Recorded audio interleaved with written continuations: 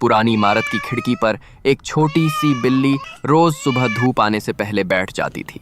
वहीं कभी एक बुजुर्ग महिला उसके लिए रोटी का छोटा टुकड़ा रख देती थी और खिड़की बंद कर लेती थी। बिल्ली उस आवाज को पहचानती थी और पूंछ हिलाकर इंतजार करती थी। एक दिन खिड़की खुली ही नहीं, दूसरे दिन भी नहीं। धूप आई, चली गई, बिल्ली वहीं बैठी रही।